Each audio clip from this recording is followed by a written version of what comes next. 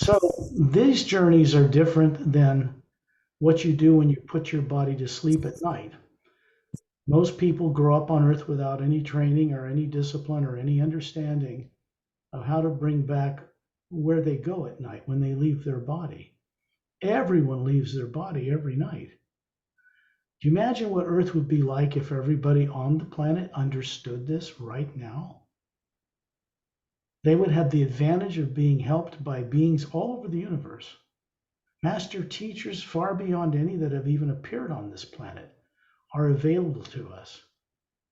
This is pretty important because so much that's been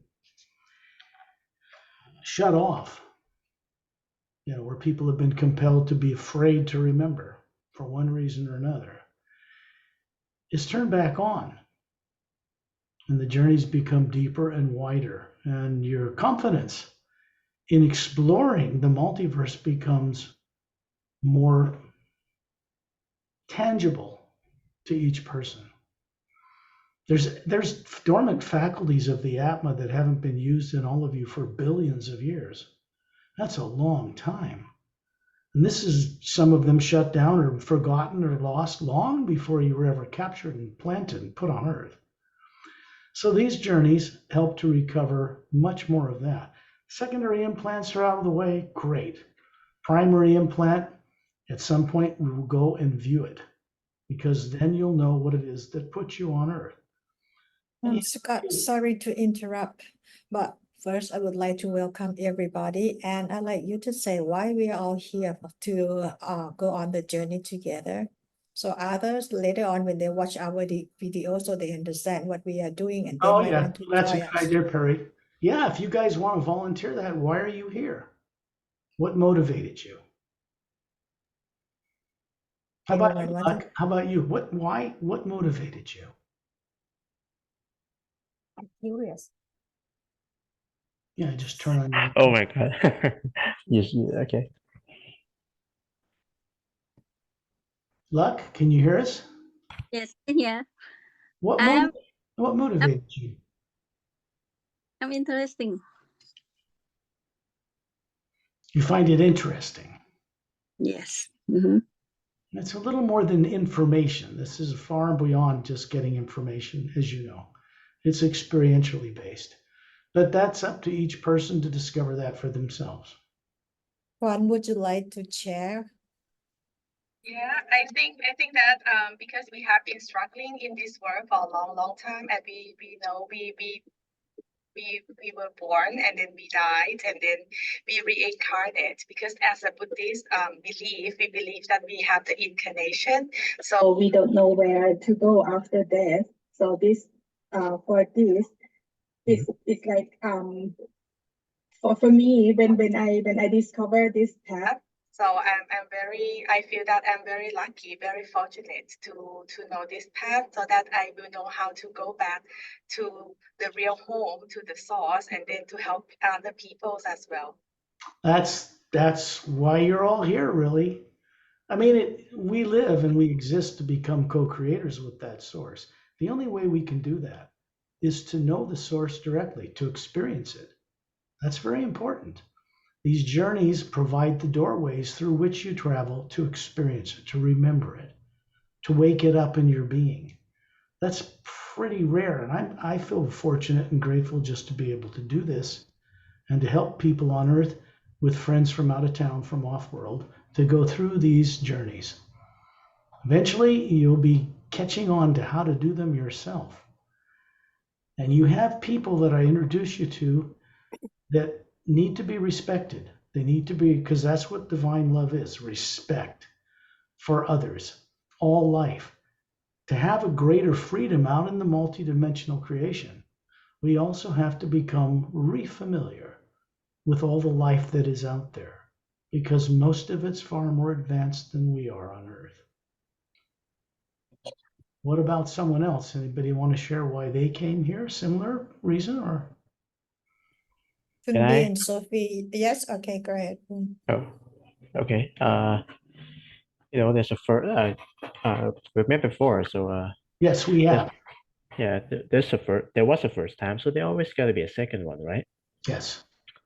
So my brother here informed me and the whole message room that he was forced by his mom. So I was laughed a bit. I laugh a bit.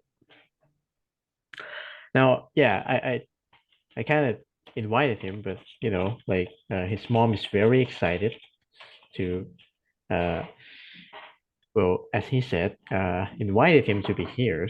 But at least I convinced him.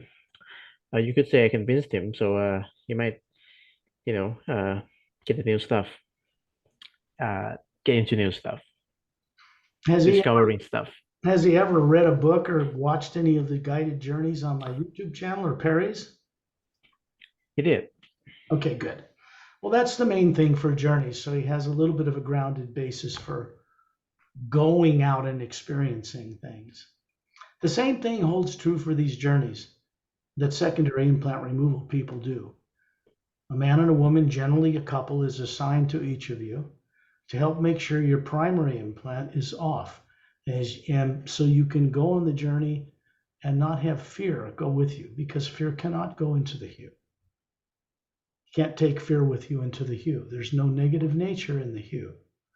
So we don't bring it with us. These beings, part of their service is to make sure you don't have any negative influence from subconscious things. And that way, when you go out with them, you can experience this and you see this in your imagination, because imagination is not something in your brain. The brain doesn't create imagination. You do, through the brain, through the pineal gland. And you transmit the visuals of what you see into the consciousness of your human self. It isn't what people think. This is one of the things that really needs to be changed in people on Earth. They need to understand how they daydream, what daydreaming is, when they imagine going to the beach or a store, anywhere, leaving their body, going to another planet. They're actually seeing into some reality in the multidimensional creation, because the omnipresent power, the hue that we're made of, we're connected together through it. And we can see anything, anywhere, be any place in that creation. As long as we can visualize it, as long as we know what to see that's located somewhere else. Fear is the one thing that keeps people from remembering how to see places they knew, places they've been, lives they've lived, other dimensions they've lived on. It's just subconsciously implanted fear that drives people afraid to realize this, to remember how to do this. So when we go on these journeys, what they're doing is giving you back the ability to see things. I guide these things, and I'm well experienced and well qualified to, in order to show you things in various locations in the multiverse, particularly places above the void. This is important. To go above the void means you're going above all negative nature. It means you're riding the sound of the hue up through the planes. We don't even bother with the astral, causal, mental, and etheric planes. These are dimensions above us, because they have their negative natures too, and they can be a bit of a trap. You can get lost in the phenomena of such places and not make much progress. So we go above the void, we go into Satnam's realm, we go up into the worlds above that, where there is no negative nature, because that's where you all came from originally. So when we start plugging back into that, we're actually putting our feet in a huge ocean of pure sound and light, getting our toes in it, see if it's warm or cold. Eventually you'll be out swimming in that ocean with nothing under your feet to support you, because the Atma floats in the hue, just like planets and galaxies do. And then you get more comfortable with this, and you're able to actually go out into the depths of that ocean, which is the ocean of sound and light. That is far above the Hue Expansion Ray Academy, because you all came from there originally. We all did. So you might as well begin to remember this, because down deep underneath it all, we're meant to return to the source behind all life and contribute our unique nature as an individual, as an Atma, to that source, to help change things.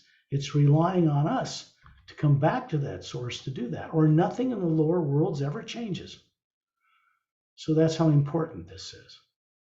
You guys have any questions about this? Any at all? Perfectly good time to do it before we go on the journey. Everybody's clear on this so far?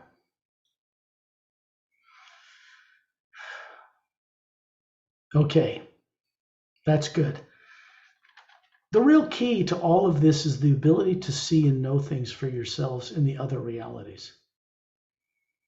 If you're a writer, if you're a composer, if you work in business, or you're a Buddhist monk, they too need to know what's above the void, because it isn't the realm of the Supreme Being. It is a pure realm of the hue, yes, but it's a barrier between the upper realities and the lower planes of time and space and matter and bodies and DNA and that kind of thing. And because it's above that, when we go there, we mix it up with beings who live there, beings who travel the universe, who have not the kinds of problems we have on Earth, who don't have subconscious minds. And when they mix this up with us, it rubs off on us. We begin to pick up on it telepathically until it is awakened in ourselves. These beings teach by direct example, by their presence. They don't teach on a blackboard in a schoolroom at a college. That's not how they function, and neither should we. All of you have had, if I was to tell you the truth, you've had more than hundreds of PhDs of training in other lives and other realms before this life on Earth. And all of you were far more advanced in those lives than you are now. Since they were your lives and your higher faculties were turned on in many of them, you have a right to reacquire them. You have a right to embrace your own nature. This should be obvious to anybody. You all know something's not right with planet Earth or its people. Everybody on this journey knows it well. That's why you're here, because you want to get free of that negative influence and embrace a co-creative place with the source behind all life. Because once you begin to do that, there's no going backwards. There's no reversing this. The hue will work with you to bring you home. That is what it does. When we plug into the omnipresent hue, the first sound behind creation out in space, outside of Earth's negatively charged atmosphere with all the negative things still recorded there, then we plug into the direct hue and things start to change from there. So that's clear to everybody, I think. It is for me the same as it is for you. My skill or special skill, working with beings that trust me and I trust them from outside of this earth, they are beginning to intervene in the affairs of Earth, but only to a limited degree. This means they're keeping us from blowing ourselves up. Somebody tried that just recently in the last week and it didn't work. The launch computers were shut down from space. They are not allowed to do that. This is very fortunate for us. We'd all be gone. So they don't want to run governments here. They don't have any desire for something like that. But they do want to wake people up and get them free of fear so that they can begin to work together as one people and join a much larger organization of world systems. And that's just for the physical universe, part of it. You know, where bodies are, even on other planets. The more important background work that's being done on these journeys has to do with helping you connect to the source you came from. There's more to awaken than just how you became on Earth with no memory. That's just the beginning. More of it has to do with what you knew and what you understood, the vastness of life you've lived in other realities on so many countless lives. Most of them much, much longer lifetimes than you can have on this planet. It's better that we wake this up a little at a time and be comfortable with it, because it will affect everything you do, all your creative work, everywhere you go from now forward. is tuned to a powerful, omnipresent living energy. We always were tuned to it, but if we're unconscious about it and we have subconscious fear about it, then we're just stuck thinking we're bodies on earth, right? We're not. We've never been a body. We aren't one now. We run them like masters. It's very complicated to run a human body. Extremely. And most people take it for granted. Billions of people do it. But they don't remember how they're doing it or why. So these journeys have come into existence. I didn't ever plan on guiding such things many years ago. This is something that unfolded and evolved as I progressed with this work until it became clear to me that it was necessary for me to begin to guide people in this way, to help them see things they can't see for themselves yet because of subconscious fear, bad habits, lifetimes old, not just this life. So all that needs to kind of be put aside. Each person has the courage, each of you has the courage to be here despite a primary implant. Primary implant is how you ended up here with no memory, which involved torture and death for all of us. Remember, you're an Atma, not a body. So what we're doing here is recovering the awareness of what we are that has never been a body. That's what moves around the universe. This is how beings from other worlds move around, even with their advanced space technology. Their ability to control genes and turn them off and on switches in the genome so the telomere in the DNA does not shrink when cells divide. This is simple stuff. For them, it's ancient history. Anti-gravitic propulsion, ancient history. It's not new. Getting rid of diseases on planets, it's old stuff. Except for people on Earth. People on Earth, through fear, block what could have transformed this planet 70 years ago already, including government people. Fortunately, what we call disclosure has begun in the United States for the first time in 70 years, officially. Interviewing people that worked in spaceships, that found bodies, that recovered craft, that reverse engineered things. All true. They're beginning to tell the truth about it. That's a good start. True disclosure is not telling people extraterrestrials exist. They could tell you that and still keep everything secret and abuse the world. True disclosure is something that happens on a planetary scale, whereby every single living being on the planet knows it without a doubt. That's true disclosure. Then beings, even if it scares them to death, can invite ships from all over to come and land here and help fix this place, because it is very broken. The air is polluted, the water is polluted, government people are making decisions based on subconscious fear, so are religious leaders. And so Earth remains like it is. The reason is simple. Fear is negative. If you're subconsciously influenced from fear to make decisions, it's going to be the wrong decision every single time without question. Fear creates a repercussion in space-time, in the omnipresent you, in the physical universe. It can only come back in a negative way. So we see wars upon people making decisions based on fear. And then you see the condition of the earth is why it is. It's purely reciprocal. The universe mirrors what people do in mass on this planet. If there wasn't a thing called grace, meaning beings that intervene at least like master teachers to a degree to help you all, you'd never survive stepping into getting implants removed in the first place.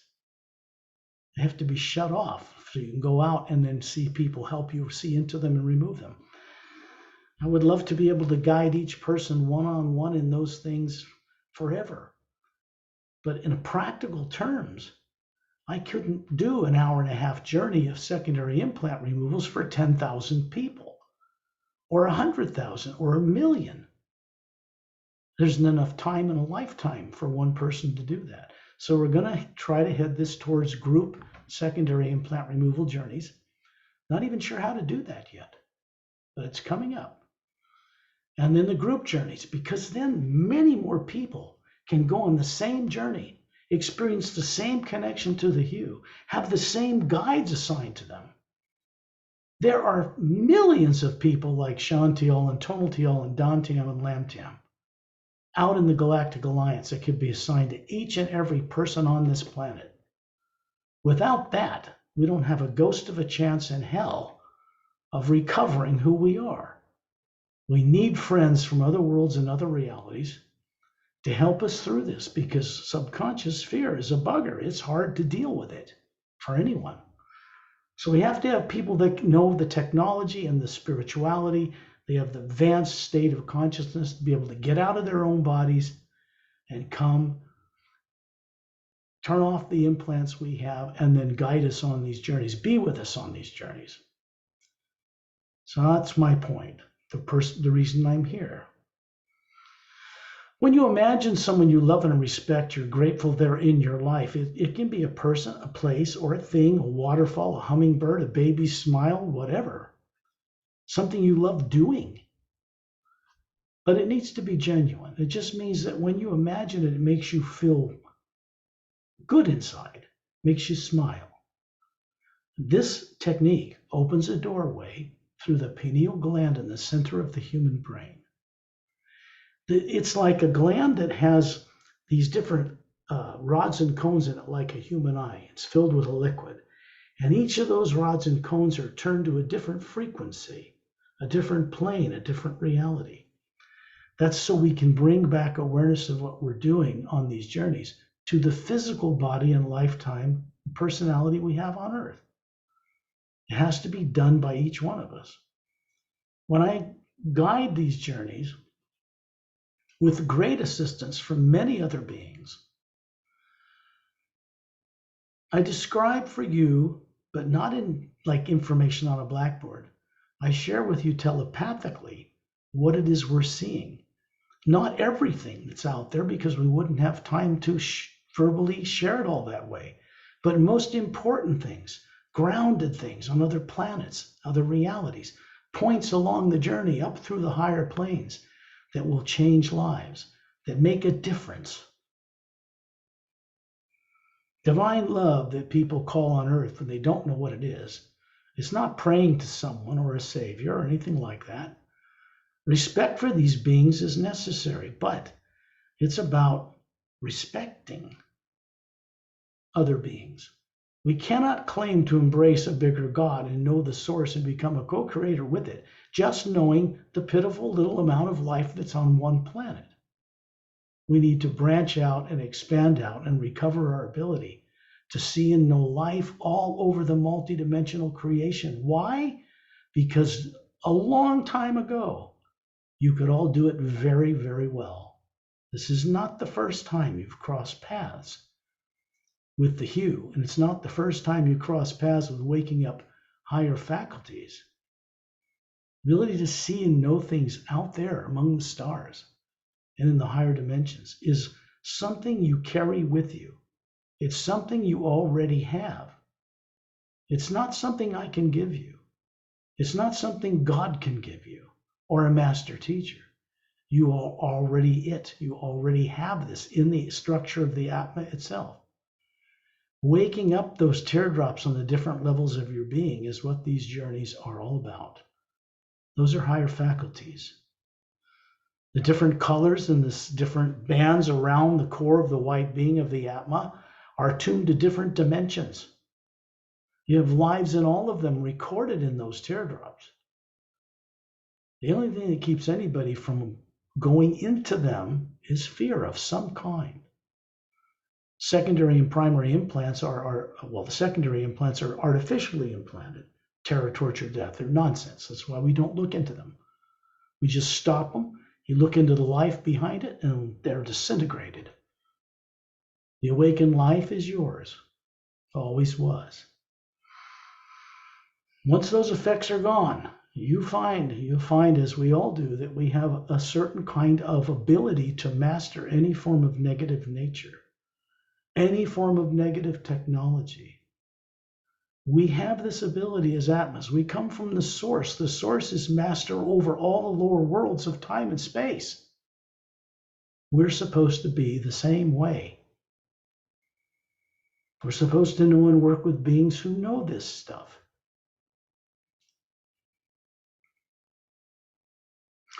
Because this is an English guided journey, I don't always have the time to speak as comprehensively about this as we're doing now. This is why we wanted to start the English speaking ones as well and continue the Thai ones also. It gives people the opportunity to rediscover how to know things, how to travel, how to be confident for themselves about their abilities as an Atma, spherical being. People blab out soul all day long all over the world, soul this, soul that, in religions and all that, but they don't know what it is. It's just something that they think they're a body and they've got this thing called soul stuck in their back pocket or stuffed in a suitcase somewhere, or something they're supposed to recover later. This is backward thinking. We are the Atma and we run bodies. This is correct thinking. Just knowing that will change a person forever. It gives a person the ability to have the courage. It innately dwells within us to travel back to source. That is what we're supposed to be doing while we're running bodies. Traveling back to source on the hue. It is that omnipresent living energy that's out in space that appears black in a Hubble Space Telescope image, but it's not. It's not black at all. It just looks that way to the limits of human eyes and human bodies on Earth. It isn't. So advanced scientists on Earth know that it's not dark matter as they used to think or anything else. They do know it is not atomic or nuclear in nature. It does not observe the laws of physics.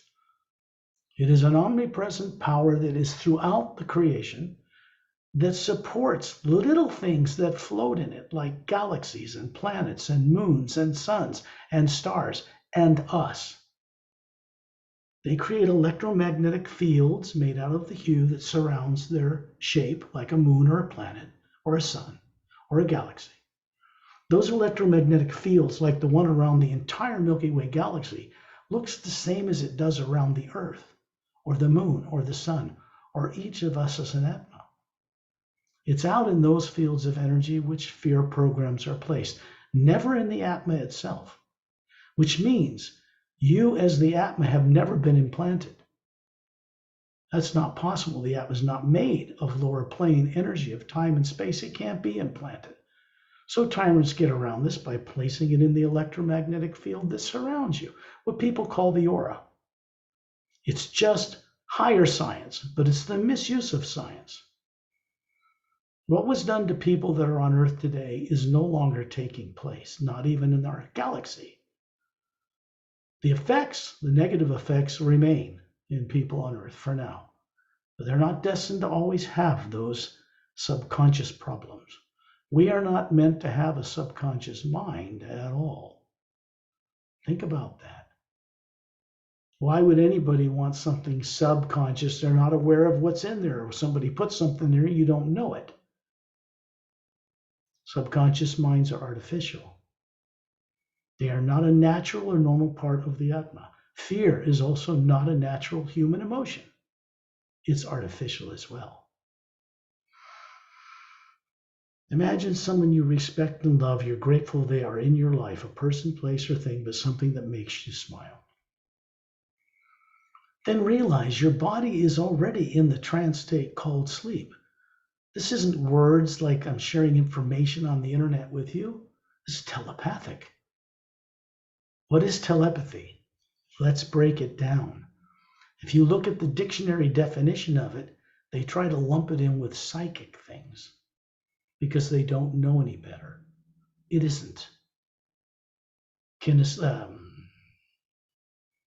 Psychic energy works with the positive and negative forces of energy in the lower dimensions of time and space, and it is unreliable and untrustworthy because it swings from one pole like a wave to another.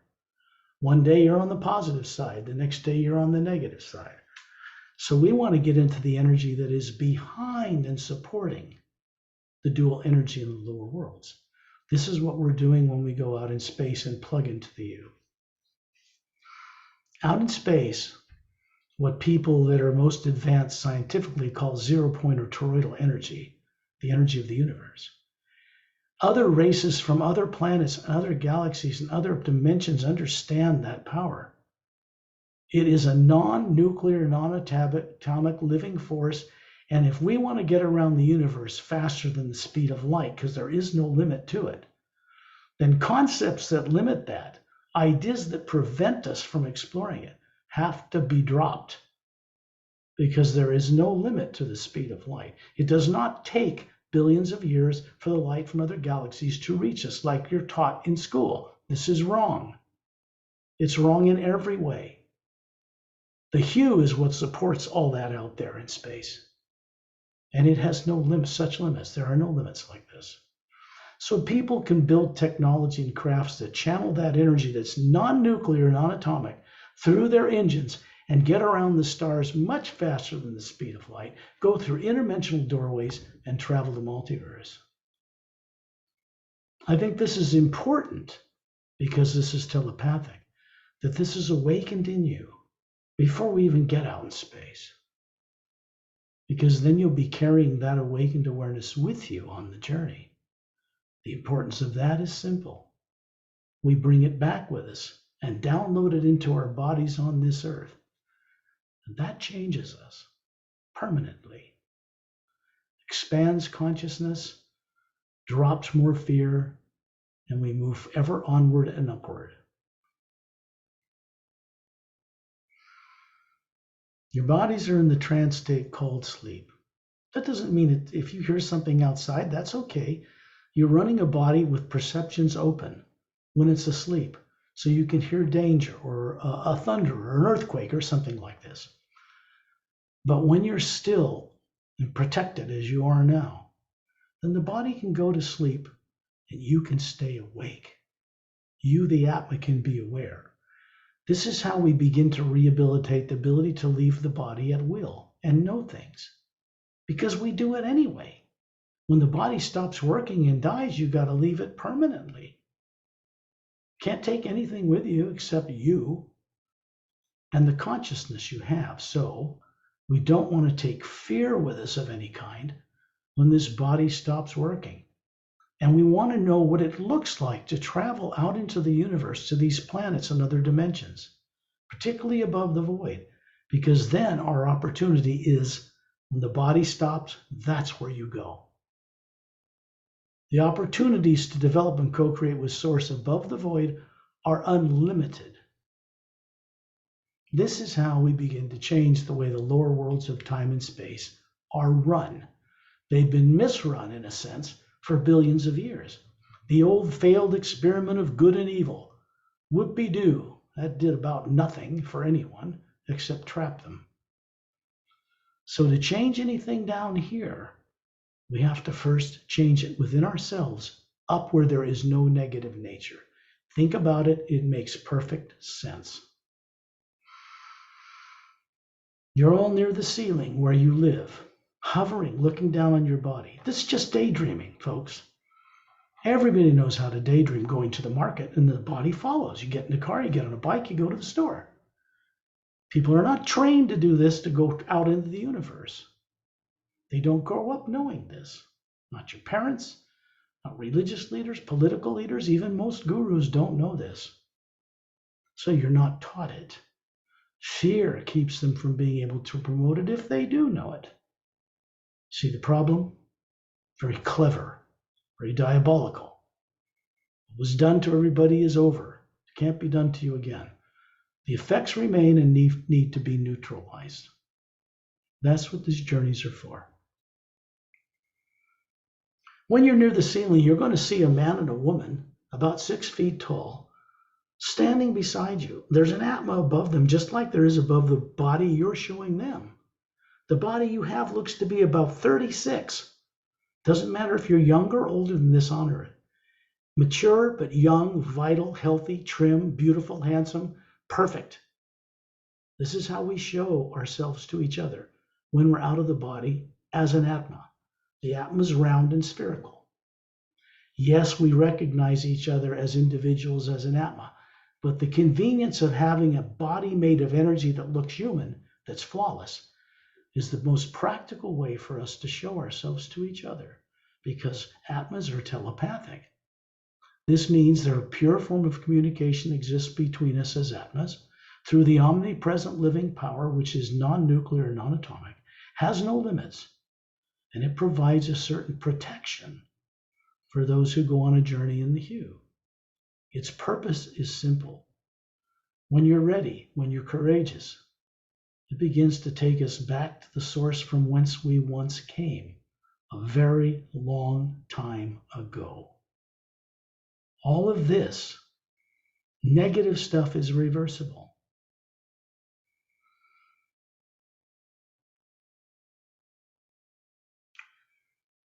The man and woman beside you have long hair, because generally a lot of beings from other worlds in the galactic lines have long hair to their shoulders. Some don't have any hair at all. Some have beards. Beings are human, humanoid, and other races that are bipedal, that walk around with 2 legs and 2 arms, but they're not human.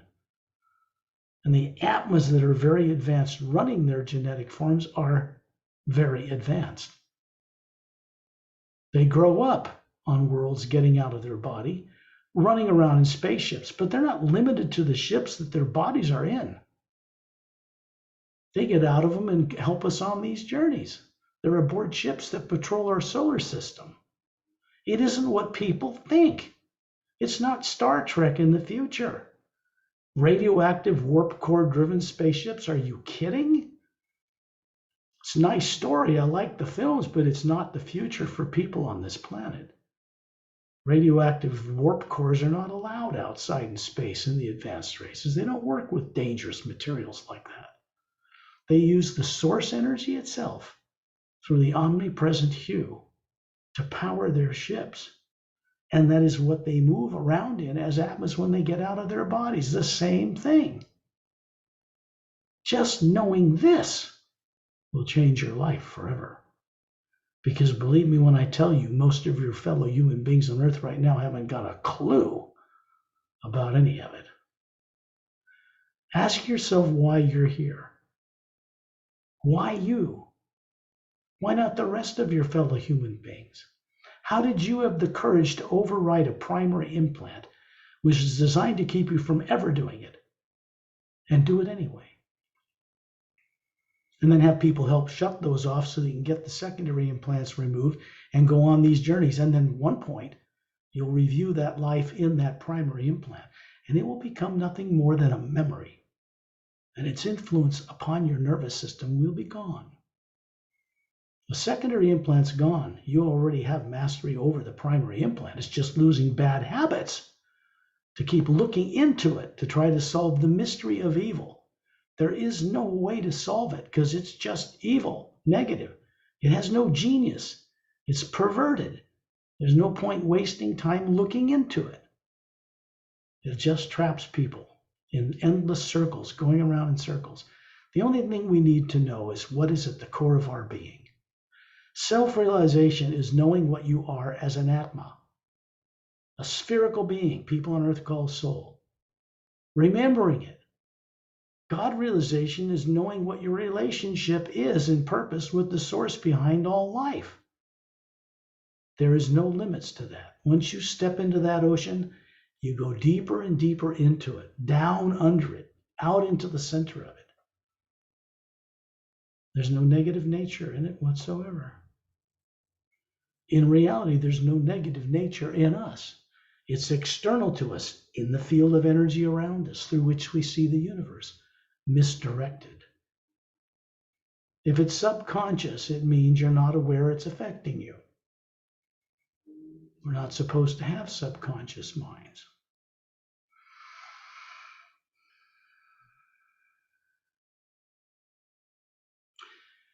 When we go on these journeys, The primary hue itself flows through you, through your body out into the world. You become boots on the ground. Your presence here helps to change this planet. You are co-creators with the source right now. It's not in the future. It's never in the future. We live in an eternal moment in eternity as Atmas from the source. The source energy above what people call the void has no negative nature. There's no time and space. It's hard for people to conceive of it. Things we find there are held in place by beings. Land masses, buildings, training centers. There's no moons, no suns, no stars there. Because everything there radiates its own light. This is important to know. The plants, the trees, the birds, the people running bodies all radiate their own light. And planets and moons and suns and stars are not necessary. Gravity as we know it down here is not necessary. Beings up there who manifest physical looking forms and walk around and talk with each other, they are not DNA bodies. They are not made of atoms. They are not nuclear. They are made of the pure omnipresent power. It was there before the lower worlds of time and space were even built. And so were you. What does that mean? When you look at a picture of the Atma on the front of the Emerald Doorway book, which is first time it's being shown to people on Earth in millions of years, you're actually looking at what you look like. It's a beautiful thing. That's what's made in the image of the source, not a physical body on Earth. They got that all wrong too. It's backwards. Thinking like that keeps people grounded in materiality, to things they can't keep, to short lifetimes they can't carry on past a point. Each one of you have lived for thousands of years in body forms and other planets before this short life on Earth. It's important to know this, or you're just never going to remember it.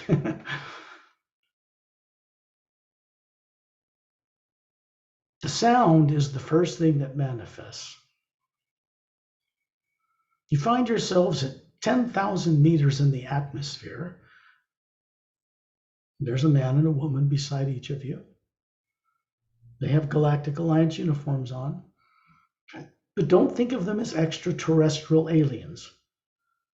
Most of them are human for your benefit, but not humans from Earth. They weren't born on Earth. They do not have subconscious minds. They were never implanted. They cannot be manipulated. They cannot be controlled by people's selfish interests on this planet. They do what they do of free will, and they're here to benefit you.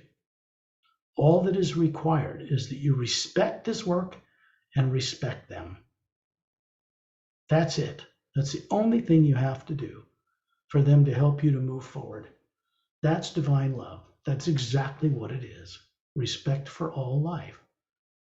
To be able to do that, we have to know all life in the multiverse. It's required of us. The Atma can understand and comprehend all the life that's out there. A physical life and body and personality in one brain in one lifetime cannot do that. So what we're doing is bringing back enlightenment and higher awareness and expanded consciousness to the body and lifetime we found ourselves stuck in this time on Earth. We don't ascend to some other heaven.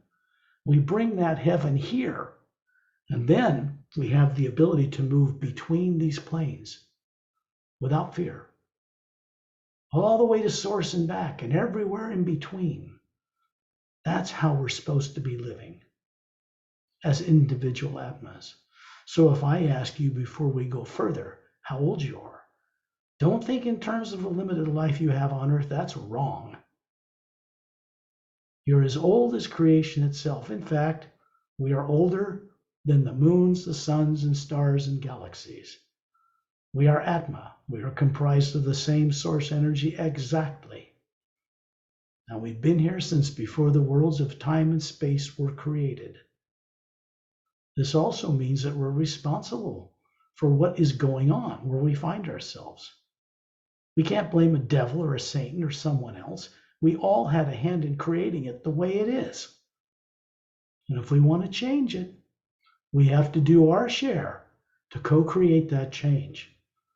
That's why these journeys take us above the void. Now, I can say this to you all now in this English journey. It's probably been said 100 ways through Pari Translating Things, who does a great job with this. But when it can be said in English, more gets across to you. I do not yet have awakened the ability on earth in this body to speak all languages. When I'm out in space among friends from out of town, I can do that. What you don't realize is when we're out there and I'm speaking English, the beings around you are speaking Thai and English and Galactic Standard at the same time. You all have the ability to understand this when you're out of the body in space with no negative energy around you.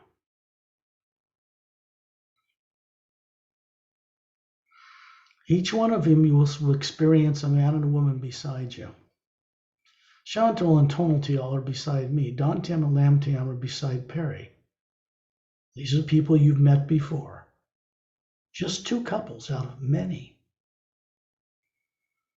So each of you have a couple assigned to you that are just as experienced, just as advanced, just as free from fear, just as capable of keeping your primary implant off. And they do an exceptional, unflawed job of doing it. We have to respect such beings. They're not putting themselves above us. They know what our potential is. They used to know us as family and friends a long time ago, and we disappeared from them. This has to be recovered. It's part of the journey. We find ourselves in space around Ambassador Trellian. That's easy. You just daydream it. Daydreaming doesn't come from your brain on Earth. That's asleep. The eyes are closed. All light from the negative atmosphere is shut off, and another inner vision is opened up. This is automatic. Down deep, you all know it. But you've never been taught it growing up, so why as adults should you know anything about it? And if fear is in the way of you recovering your awareness that you once knew how to do this very, very well, then the fear has to be stopped first. Common sense. Trellian is showing you a body form 18 feet tall. He does it every time. Think about this being. Why would he volunteer to be on these journeys every time? Does he have to do it? No. Is he compelled to do it from the way he's awakened as an advanced masterful being? Yes. It is what beings who have awakened or are master teachers come into an understanding. There's nothing else to do in creation except help other people get free and help change the way the worlds are run. This is our job. You are not alone in this. Beings from other worlds in the billions are involved in this process now in a new way for the first time. They didn't intervene in planets before. They've let planets blow themselves up before in the past. Maldek is a planet that existed as a living, thriving community of 3 billion people between Mars and Jupiter in our solar system and was blown apart from the inside out, killing everyone on it instantly.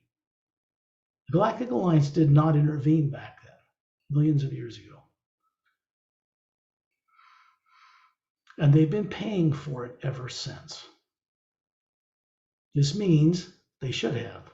They had a law of non-intervention, which you hear in Star Trek or some of these other TV shows that people have picked up on the inner, brought back from the dream state in the morning, not realizing where they got it from. But the real reality of it, and the reason Trellian's out here, is because as the oldest human race, the Say race, they were 18 to 25 feet tall. They didn't even evolve on this galaxy. They brought many of the races that traveled the stars in many galaxies from the astral through all the physical universes up to spacefaring capability and then vanished as co-creators with the source, let's say. This body he's showing you, 18 feet tall, that's blonde to his shoulders, big blue eyes, bigger than a human's on Earth, but beautiful. Looks like a Greek god in a white gown, bare feet with his two hands up, with a white golden light around his thumbs. You can see a shaft of white golden light coming down through the top of his head and out his hands. And then there's an oval sphere of light around us that's brighter form of the hue than what exists in space around us. That means we're being plugged into the source energy directly, bypassing the lower planes of time and space. Plugged into the true source from the white core of our being. This is why he does this. He does not fatigue. He does not get tired. He's showing you a body made of energy. It is not human. It's not DNA. It's not molecules. 1 billion years ago, they immortalized their bodies, the entire Ceres race, by dematerializing it, storing it in one of the teardrops in the golden layer around the white core of their being. When they want to manifest a form like he's showing you now, they draw upon the omnipresent power. It fills that form instantly, and you can see him. You could even touch him. If he walked on Earth, you could walk up and touch him. But he doesn't have the burden of pushing a body around or feeding it or taking it to the bathroom. Most of the human races on other worlds are more advanced, 4-stranded DNA, not 2. The beings who are around each of you, the man and the woman, these couples, I've left their bodies on a ship while others run the craft. They put those bodies to sleep in the trance state in order to join us, to be effective as Atmas with other Atmas. This is something spaceships cannot do. The spaceships can't even go into the astral plane from the physical universe. There's 144 parallel dimensions in the physical universe. They cannot go into the astral plane. You have to go out of your body, go to the body you have there, which you have, and get on ships made out of astral matter, and so forth, on up through the planes. No physical form whatsoever, human or otherwise, even etheric, can be taken into the void. It is a barrier. Only the Atma can travel through the void back to the source. Only the real you and me and Pari can do this. Bodies don't go there. They're made out of molecules of parallel dimension on which the planet where you find yourself.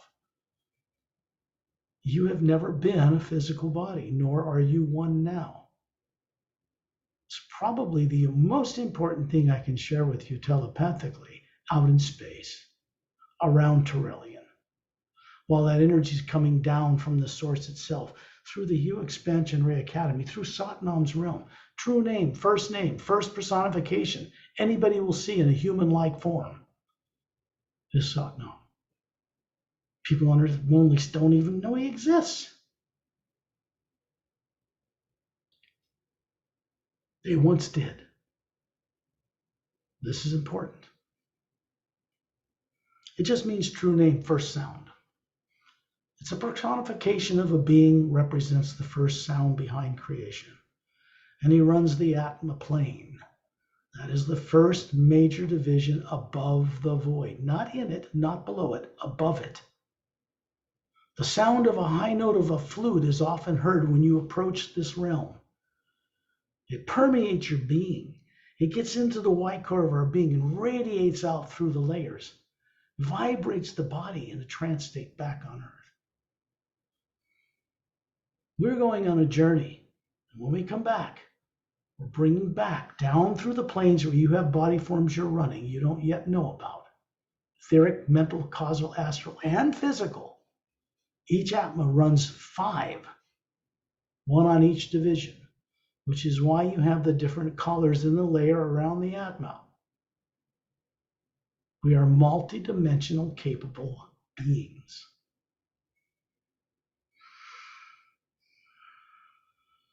When Trillion's done showing you a body, he puts it away. It just vanishes. He stores it. What he's doing is teaching. Not on a blackboard, not information on the internet.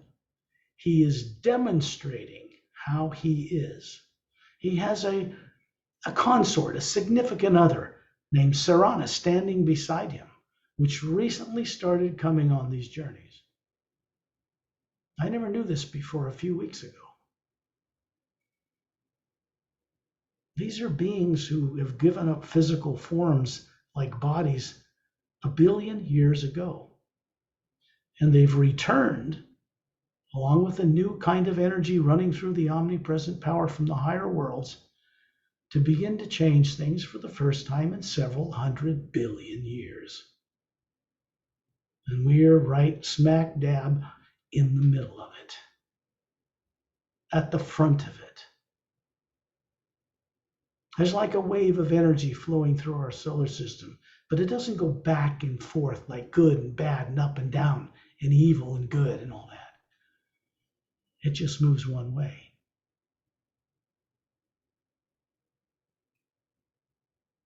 There are master teachers here with us, Ramu. He's been described many times. Standing in the circle of all of us. Maroon robe, short crop, close crop, black beard and black hair, swarthy skin, looks like he's Tibetan, but he's not. Holding this 6 foot tall crystal clear staff that's glowing, has the Egyptian symbol for eternal life on top, a cross with a vertical oval hole. It's his trademark. The body he's showing you looks to be about 36. It lives in a city called Agamdes. It's in the third higher parallel dimension of the physical universe on planet Earth, but not the Earth you're familiar with. The universe is big. There are 144 parallel dimensions of the physical universe that craft can travel between. And then there's the astral plane. These are major divisions of dimensional creation. The most important one is what we are when we are in the upper realities. The key to access waking up and journeying to such places is the hue, first half of the word human, hidden in plain sight. Because it is structured that way in the beginning, before the lower worlds were built. When we start crossing paths with it again, it begins to draw us upward and onward. It's the best thing I can say to any of you ever. We are tested in a way by the omnipresent power to see if we're worth it, if we're worthy, if we have enough love and respect for all life to go the journey, to become co-creators with the source as we are meant to be. That is the destiny of all living beings running bodies, including those Atmas running animal bodies. Make no mistake about it. They are Atmas as well. People in other worlds do not live like people on Earth live at all. They are very, very different. They don't have negative subconscious influences. So it makes sense that such beings would be the teachers for us by simply being there. That's what Ramu's doing. The body he has in Agamdes is 500 years old, unaged. It's immortalized in a different way. Master Pelham is out further in space, standing there. He's from a planet Oceanus on the other side of the Milky Way galaxy, in the third higher parallel dimension. This means craft of the Galactic Alliance can travel between these dimensions in the physical universe. The Galactic Interdimensional Alliance of Free Worlds has more than 450 million spacefaring races as members. On Earth, people haven't got a clue of any of this yet. They are destined to. not because of anything they can do on Earth collectively. People on Earth are far too shut down to save themselves from their own self-annihilation. This is a fact. Governments making decisions based on fear, which they can't help, would have destroyed us in nuclear war in 1950 if they were allowed to get away with it. They weren't, fortunately. Out in space, in this pure hue, these things can be shared with you, because once they are, you can never forget them. This is good.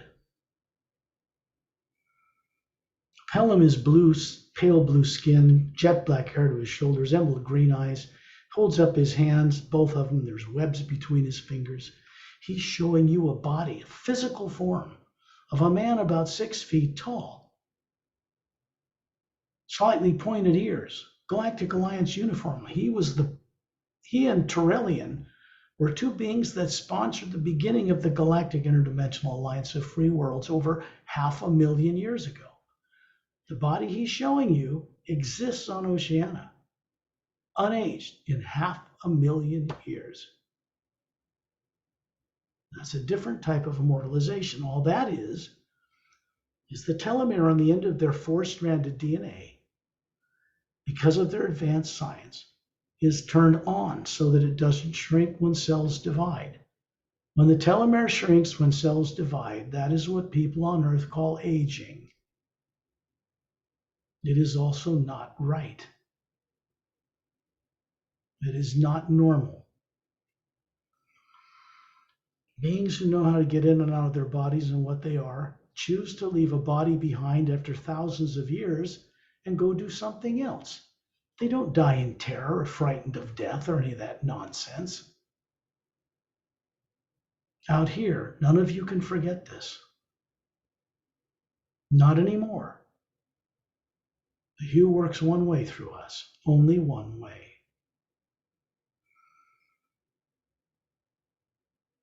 If you look around us in this circle of beings around Torellian, Etta and Din are hovering above Ambassador Torellian.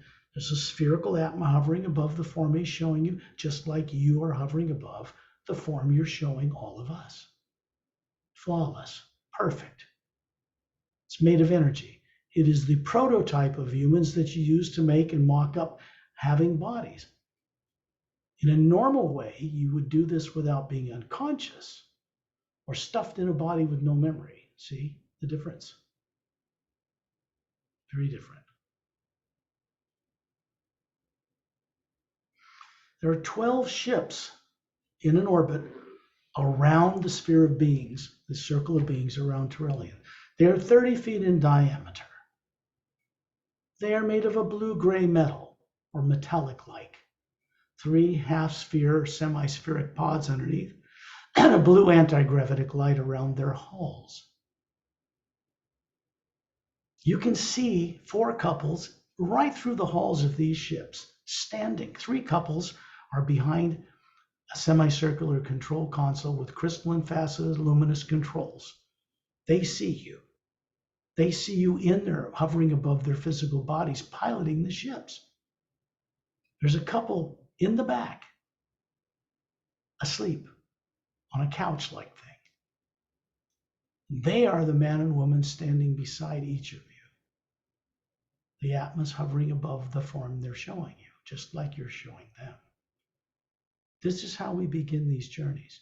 They are helping you by keeping your primary implant turned off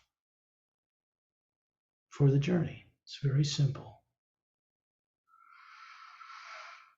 Out in space, I begin to send out the hue. When you look at space, it doesn't appear black to you like you see in an outer space picture with all these things floating in it. It appears like an omnipresent white golden light everywhere. Between the planets, the moon, the suns, the stars, the galaxies, and it goes up through all the planes. It is one living power. It has a sound in the physical universe like rumbling thunder, but it's gentle and uplifting, no lightning. It pervades all around us. There will come a time, and mark my words, when you will begin to hear this around you on earth when you're walking down the street, things change then. There are places on earth where this hue energy is stronger, doorways between the planes. You've heard of them. These are conduits like generators that generate a higher form of the hue into a lower one to support different dimensions. There are beings called silent mentors who people on earth have no clue exist. The Galactic Alliance is just recently mostly aware of them. They run the mechanics of creation. They're like super atmas, 4 times bigger than us and twice as many teardrop layers. They have unlimited freedom in creation. They have no fear. They do not sleep. They do not eat. They do not get tired. They don't get fatigued.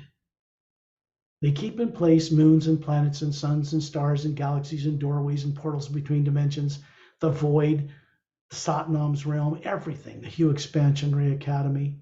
They're part of it. They've recently begun to be involved in this teaching process with human beings for the first time. This takes place in the Hue Expansionary Academy as Beyond the Void. These beings are too powerful to appear on some place like Earth. Their energy is so great that it would just melt you into a pile of powder. They're very, very careful about how they do their work. They could appear as a bottle cap on your kitchen table and carry out some mission you wouldn't even know they were there. That's freedom. When we experience such beings, they're simply demonstrating our potential.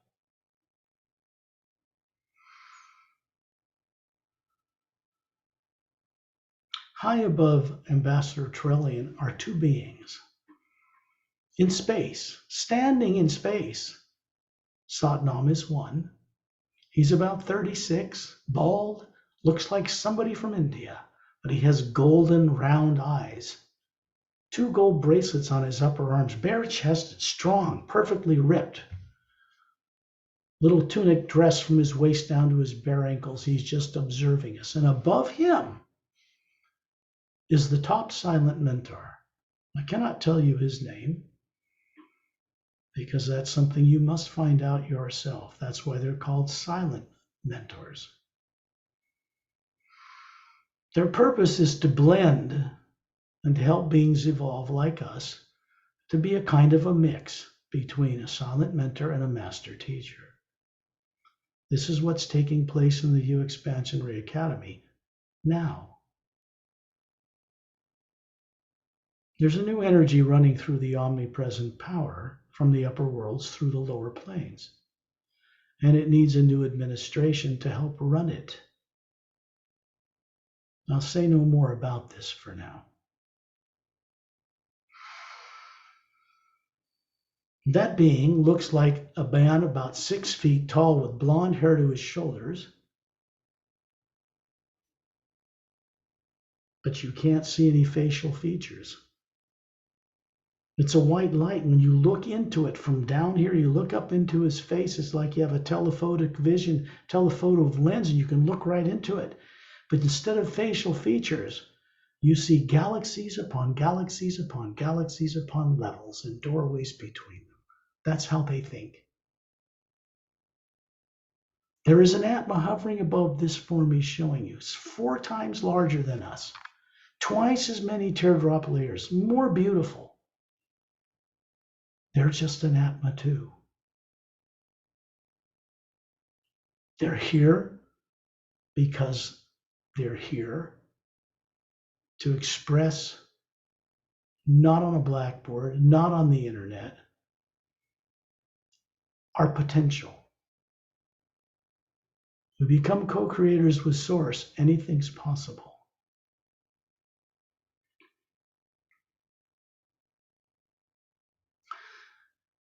Out here in space, before we go further, in this pure hue, in this vibrant, thunderous sound around us, truth cannot be denied you. It cannot be kept from you. There's no negative nature keeping it from you here. This work that we're doing is watched by classified people. It's good for them too, because they don't want to do what they're doing anymore. They don't want to lie to people. It hurts their health and their family. Government people are operating in fear, religious leaders too. It's for everyone. It's for all life on this planet, but it's not just for planet Earth. If you want to embrace and know what the source or what people call God is, then we have to be able to respect all the life that's out there, because that's where the greater God is, and the omnipresent living energy that supports all of it. People on Earth have been denied knowing this simple truth.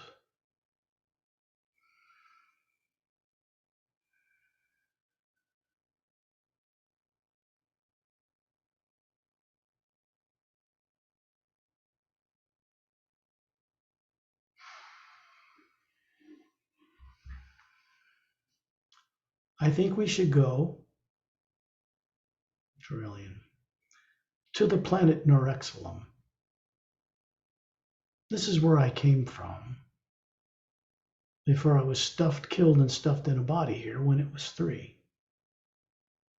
Believe me when I share with you, it took more than you could comprehend for me to get out of what was done to me and come to this point where I can guide you by choosing to drop revenge and be of benefit to fellow beings, to go home to the source and begin to build the Hue Expansionary Academy with others, because it was a choice I had to make. I didn't hesitate. When we're awake, what's inspired in us to do is to either be stuck in negative nature or demand that what was done to me in another life is paid back by that so-and-so. Somebody, each of us at some point has to let go of that need for retribution. Somebody has to break that karmic chain. We choose to let go first. And we don't care if anybody pays back what they did to us anymore, because we don't need it anymore. We give it up. This is the way that the illusion or Maya is given up. A reincarnation in bodies with no memory, that's karmic. There's negative subconscious nature in that drives us to seek another body with no memory. This has to be let go of. It is done in this way because you're conscious with it. You can do it. You can choose the best choice you've ever made in eternity. Right now is a choice. Without any negative influencing you, fear influencing, you can make that choice instantly, without fear of retribution. There is no God up there that will punish you if you don't do things just right. We do that to ourselves.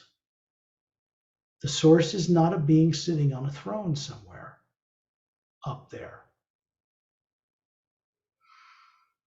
It looks like that Atma behind my head. But it's much, much bigger than individuals like us. It is a type of presence that has all Atmas in creation on all the levels in a nexus, in a center. And when we plug into that, we have access to the omnipresent wisdom of one living power that we're part of. This cannot help but influence us in constructive, uplifting new ways. The journey we're on right now has never happened before. What is being revealed in this one is unique. Just say the source has shown an interest in you because you've shown an interest in it. Instead of just supporting you in one life after another, it begins to take over managing your training so you can gain freedom back and become a responsible co-creator with it. That is the purpose for our existing. Pretty lofty deal, if you ask me. I'm going to send out the hues, and it's going to link us through, and we're going to go to Nerexlum, then we're going to go up to the Hue Expansion Ray Academy. Because it's necessary. Because it's important.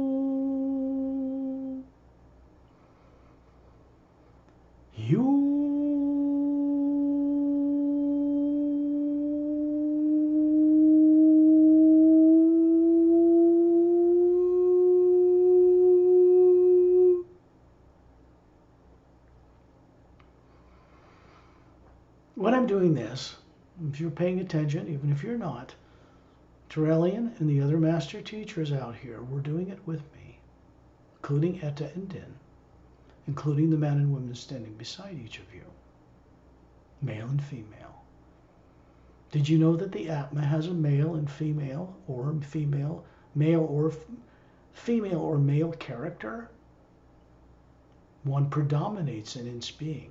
I have a mix of both. But Atmas are either masculine or feminine by choice. This has nothing to do with the complex, screwed up stuff in relationships on Earth between people who don't know who they are. This is pure being. Everything else follows in supposed opposites. In the hue, when we merge into it, the supposed opposites cease to be opposing forces. The yin and yang, positive and negative, circles around each other. And the white golden light circles it. And then we manifest things without repercussions in space, time. No karma, no maya, no illusion. This is how we bring that to an end. All that's required is respecting the work, respecting the hue, and respecting all life. That's it. That is the key that opens the doors into eternity, or back into it, I should say. These hues connect a portal between here, bypasses the lower planes, goes through the void, and into Satnam's fountain. It goes up the fountain and into the Hue Expansion Ray Academy. It goes up portals there, higher up into the higher planes, into the realm of Agam Purusha, another being you'll get to know.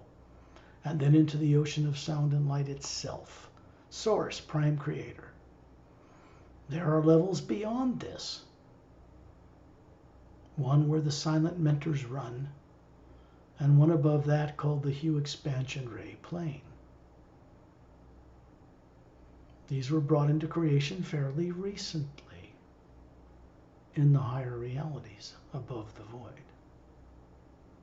It has everything to do with why this is being done now, this work. This energy coming from Torellian's thumbs up in his hands starts to move around us. It creates an energy that flows in a clockwise direction like luminous water. It's a golden light with a blue-green sheen to it. And then it moves us through space far beyond the moon until we come to suddenly hover above a planet. That is located where you would call constellation of Lyra, I think it is, but it's in what the area of the Pleiades, which is 7 stars people can see with the naked eye from Earth. Big, young, blue, giant stars. There are many more than 7. Thousands, even millions of stars behind there. Nerexlum's located way past those 7 stars in that direction. When you hover above it, there are 3 continents centered over the equator. No polar ice caps. It is a large world like many out beyond Earth, 4 times bigger than Earth. 3 suns, 3 moons the size of Earth circling it. There are many, many solar systems like this. Scientists on Earth today know, astrophysicists and astronomers know, from deep space telemetry, Hubble telescope, and other more advanced equipment, that most of the suns in our galaxy, in the physical universe, are binary or trinary. That means 2 or 3 suns, big one in the center, slightly smaller one further out, could be bigger, depends on its structure, and a smaller one or even a larger one further out than that orbit a central sun. The planets revolve around those. The nearest star to our solar system is a binary sun system, not one sun. This has a different effect upon human life on those worlds, and they're far more advanced because of it. Earth's moon does not even turn on its axis. Back in the solar system where Earth is, it doesn't turn on its axis at all. It circles the planet without moving. Technically, that's impossible. The gravity of Earth, the sun, the other planets would have it doing something. Something happened to our moon that made it barren. It has effect on the water on the planet and the water in human bodies that is not natural. That has to be corrected, and that is underway. Out here in Nerexlum, you don't see polar ice caps. The temperature around the planet is generally the same. Cities there, what you would call metropolises, are small, very elegant. People don't live in cities there. Coming down into the atmosphere, this pale blue, slightly violet atmosphere, and as you come down into it, you realize that the water molecules in the air are glowing. We're moving down through this body form that looks human and the atom above it. You're getting this sensation through this form that looks human. You can smell, taste, touch, hear, everything is being transmitted through this energy form to the core of your being, the Atma. And we're coming down into the central continent, into a central city that's built like a spiral of a galaxy. It has a big meeting dome and spires like thin pyramid shapes, blue glass-like, and in a number of other rectangular structures with parks and waterways and waterfalls all throughout it. These are laboratories and research centers on Nerexlum, the planet I came from. Before this stuck life that I had to wake up and get out of, so to speak. People are teleported there from their homes. Their homes, a minimum, have 20 acres around each one. There is no congested people living on top of each other. They live out in the entire planet, all over its surface. They do not overpopulate their world, nor does any world in the Galactic Alliance. 450 million of them. They teleport through devices from their home to devices by and around this central governing complex. Beings work in science and laboratories and historical. They research things. They work on greater anti-gravitic travel. They study doorways, parallel dimensions, doorways between planes that were put there in the beginning of creation. The Galactic Alliance did not create them. More advanced ships can create their own doorways to travel through to get around the universe. But natural doorways exist throughout the entire creation. They just move up into them. Which means they had to know how to map them out and how to get to them, of course. We go down to a dome complex towards the coast, maybe 50 miles inland, to the west. And there's a 3 geodesic dome complex there. And in the distance, giant trees like redwoods, but a mile high, at the base of gigantic mountains that have a blue-gray stone-like character to them. These trees are massive. The branches are bigger than the biggest redwood tree on Earth. And there is a city built with walkways between domes that are located in the branches, circling all the way up to the top canopy of these trees. People live there too. The 3 geodesic dome I'm showing you is my home. Big domes. Triangular garden in the middle, it's an organic kind of garden. And beautiful landscape terrain all around up to the forests. Another 20 acres away is another person's home. Another 20 acres in the other direction is another person's home. The other way, south, another person's home. People do not have to pay for the right to be born on a planet in the Galactic Alliance. There is no tax structure. Corrupt politicians are not elected to office. Their most advanced master teachers run those governments. And they interrelate with 450 million other world spacefaring races. This is some of the stuff people on Earth need to wake up to if they ever expect to play among the stars. So I brought you here because now you're out in space. And you are now hovering above a mile-long cylindrical blue-gray metal craft that is stationary in the ice rings, which is frozen water, that make up the rings about 1.5 miles thick that circle the gas giant planet Saturn in our solar system. We've come 500 light years from Nerexlum to here. In fact, more than 500 light years. In terms of what people think of the speed of light on Earth, where they say, oh, it's 286,000 miles a second. No, it's not. That's just what human eyes on Earth determined it moved at through physical eyes. There is no limit to the speed of light. So they make up this stuff, ultraviolet, infrared, X-ray, and all this stuff. It's still just one power, operating on different frequencies.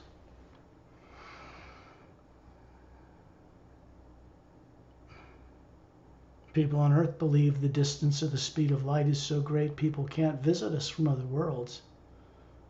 Well, it'd take them forever to get here. That's just their limited thinking, their misunderstanding of light altogether. When we allow the hue to flow through us out here, it teaches us by direct experience. It teaches us that we are light and sound. We are made of the primary omnipresent energy that supports the entire thing. And we can move on that energy, which has no limits like the speed of light. It just doesn't. And neither do we.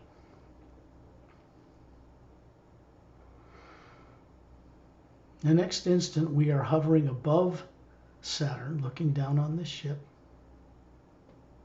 We still have those 12 ships hovering around the circle of beings around us with Torelling in the center. They moved with us, transported instantly from one location to another. They cannot go where we're going next. When you look up and you see Satnam standing up there, and he points upward, and there's a vortex made of a golden white light that looks like an hourglass. It's a blue-green water-like light flowing around it, and it's a huge opening. And on the other end of it, way up high, you can see what looks like a pale blue light. No distinct any images of anything there.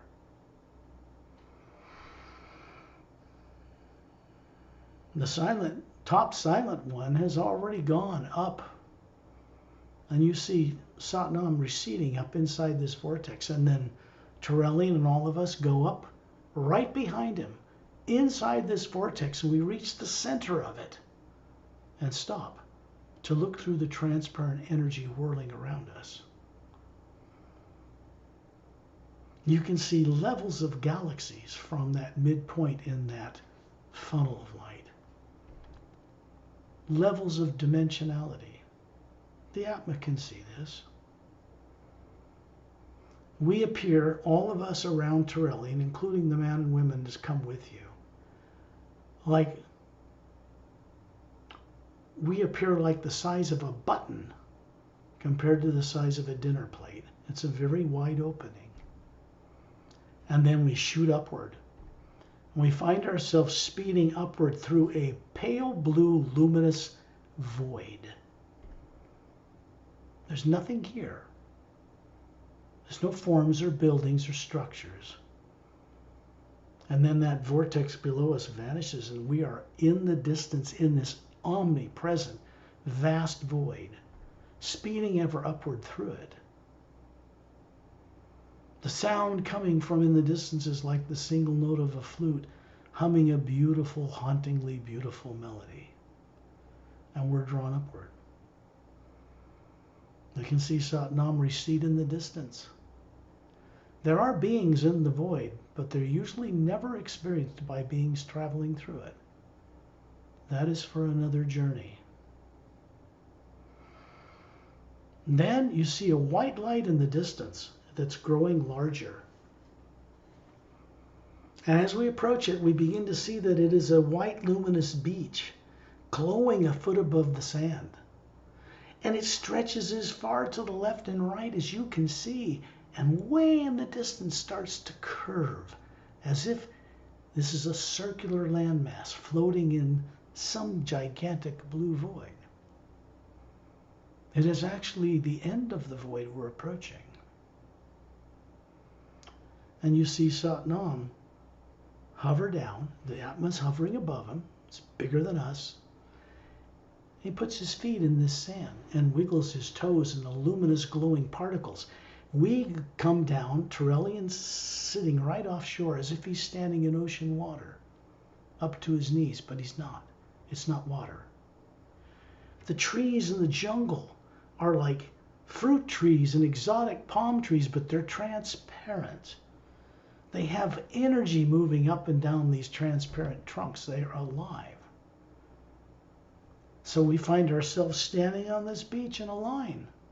It's curved slightly in the distance. Satnam picks up a handful of this luminous sand, fine particles. They look like polished diamonds.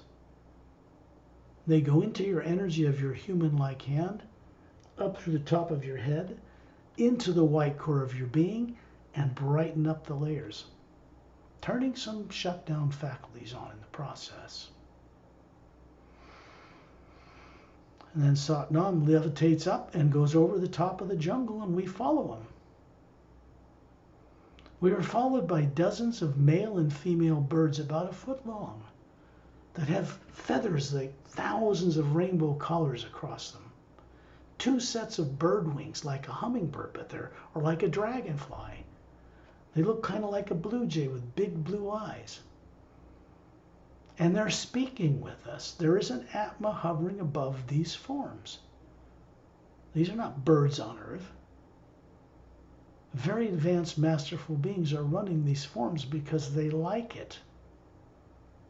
They're showing us some of the life that exists out there that must be respected. These birds, men and women, male and female, begin to sing with beautiful, perfect singing voices, the hue on many levels. And then they vanish into the trees, kind of a greeting. We come to hover and look down. In the distance, you can see a long snow-covered mountain range from the southern point at a diagonal off into the distance. And you look down, there's a clearing. And there's a white marble-like stone floor about 100 feet across, and a fountain sitting in the middle of it. There is a white marble flat seat that circles around the outer circumference of this fountain. It has scalloped edges like an abalone shell.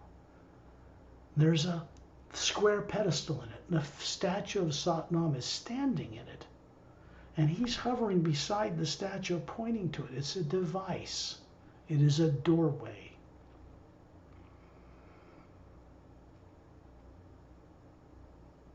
A shaft of white golden light is coming down through the top of this statue's head.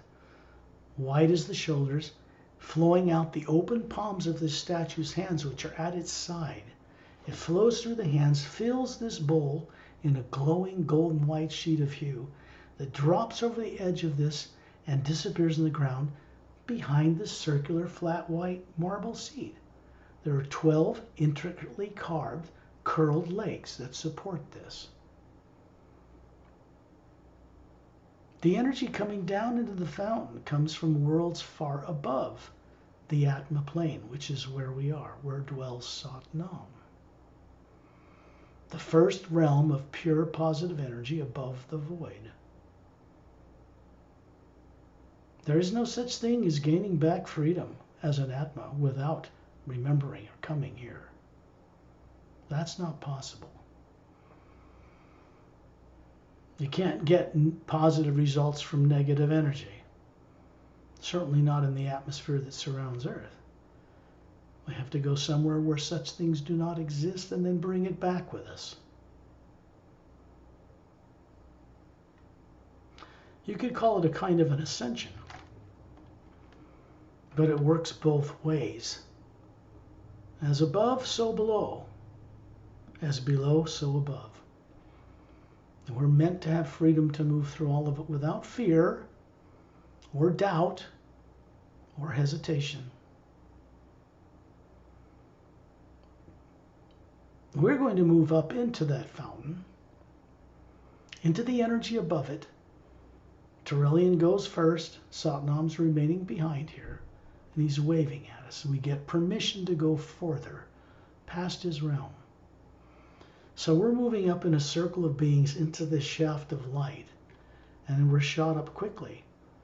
And on the other end of this shaft of light, we see what appears to be a huge circular floating landmass in a brilliant cobalt blue atmosphere, floating in this infinite void.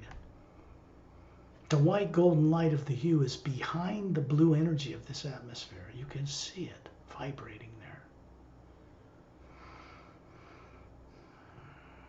And we're on the other side of it looking down at this vortex, and you can see Satnam's fountain down through the bottom of it. He's hovering beside the fountain, then it vanishes. We are now in a parallel dimension created specifically for a purpose between the fifth realm, Satnam's realm, and the sixth realm. There are many realms above here. There are no moons or suns or stars or planets here. They are unnecessary. Each one of us is radiating a light. the beach that surrounds this floating landmass is much brighter white sand than Satnam's realm. There appears to be an ocean wave curling around the entire circumference of this huge, huge floating landmass. And it just charges the land with the hue, because the energy that surrounds this entire place below and above and surrounding it also surrounds us. Lemriel is standing just offshore of this white luminous beach, and he asks us to go down and stand in it. This is your human energy body that can feel and taste and touch and see and smell and all that.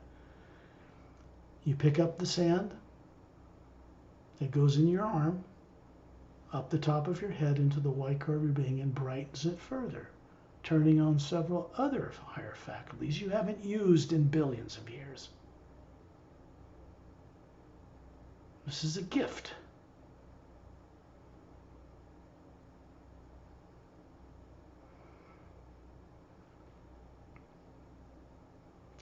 And we're hovering over the center of this landmass, inland, a great distance. And when you look down, you see 6 snow-covered mountain peaks in a circle. The beach is way, way off in the distance. And down in the land in between these 6 mountains is a tower. The blue glass-like transparent tower, the Hue Administration Tower for the Hue Expansion Ray Academy, that was moved. It used to be off-center at the western mountain. It's been moved to the center. There is a blue-green luminous lake that surrounds it, humming the sound of the hue. Everything here has is lit up a foot above it, like it's luminous, including us. Inside the tower at the base, you can see this pedestal that's been described before, 4 foot high, like a lapis lazuli stone. And there's a 4 foot in diameter crystal sphere, transparent, blue-like glass, hovering there above this pedestal with a radiant cobalt blue star in the center of it, and a shaft of white golden light coming down into it from higher realities. The Hue Expansion Ray Academy Tower has been moved to the center of this landmass at the base of the 6 surrounding mountains, because it increases the energy coming into the lower planes, into Earth. It would have been too much for Earth people prior to the last few weeks when this was done. Everything's centered here now.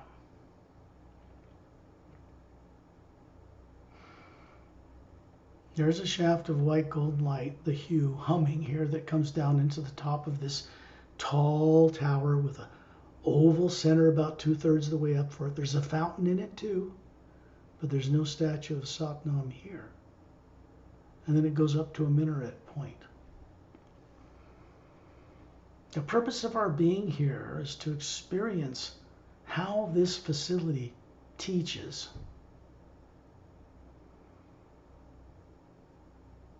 The beings who have come here are one of many that work here. Come from all the lower planes of time and space, from billions of worlds.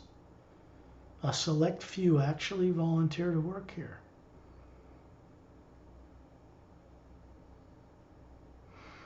Looking down on this huge floating landmass, we can see there are roadways that extend just on the shore of the blue-green lake that surrounds the tower. And they go into oval tunnels in every direction into the base of these mountains, which are all connected.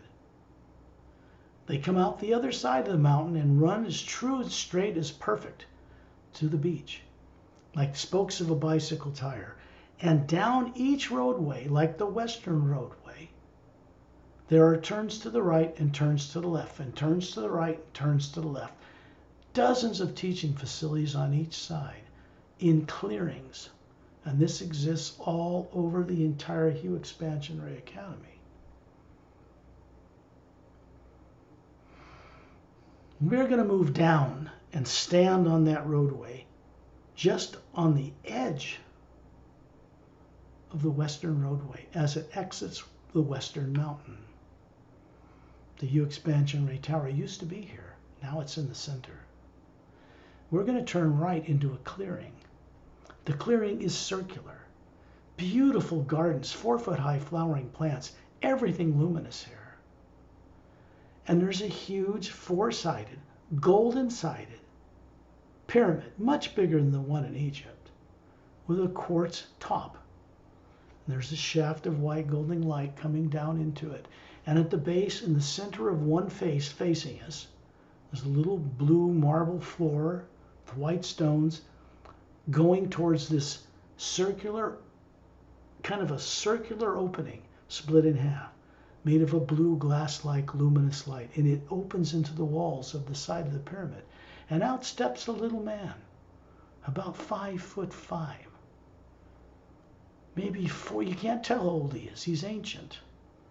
He has a little maroon robe on, like Chinese robe with symbols on, esoteric symbols, and a little hat, and a little Fu Manchu type beard. And he greets us with his hand up. This being is known as Lai Tzu, not Lao Tse or Lao Tzu, Lai Tzu. He is an extraordinary master teacher. He has a body in just one other plane below here, in the etheric plane, below the void.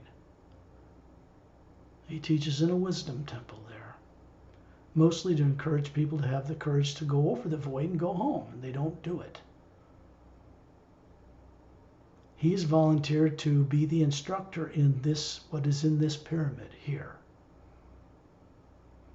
So he walks in through the opening and we follow him. Turellian too. He just shrinks down to 6 feet and walks through with us. That's no problem for him. Remember, the Atma's hovering above all of us, going through this opening. The body form is so you can feel and taste and feel and sense everything that's going on here, which is communicated back to the core of your being, which is not matter, energy, space, and time. And inside this pyramid is a golden floor at the base, square, about 1 foot thick, glowing gold quartz light, just glowing, radiating, and it's humming under your bare feet. It's exhilarating and uplifting. It makes the white core of your being brighten just walking in here. In the distance, in the center of this floor, is a massive silver tree. It's like mile high inside this pyramid. The branches come out evenly all around it and go up to a point near the very inner apex of the inside of the pyramid. The needles on the tree are transparent. They're silver. And all of you go up and look into one needle on one branch near the outer lower branches and see a planet in this little needle. When you get used to using this, you can look at any planet anywhere in the lower planes of time and space and instantly be transported there to experience something as the Atma, with the consciousness of the Atma. And then you bring it back here to help share new ways of co-creating, new ways to do things with others who work here. That is our purpose. In the trunk of this tree is this powerful white golden light rushing up and down it. It is called the tree of life. And it connects to a much bigger tree, many dimensions above here, in the realm of a being called Agam Parusha.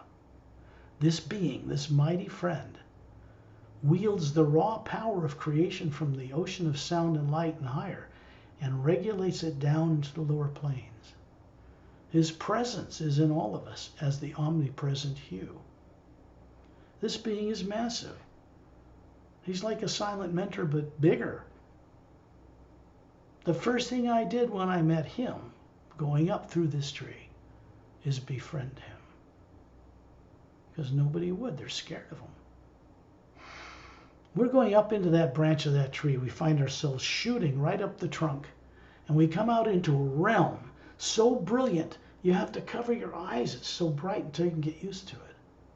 The sound is like millions of orchestras playing a beautiful music all at once.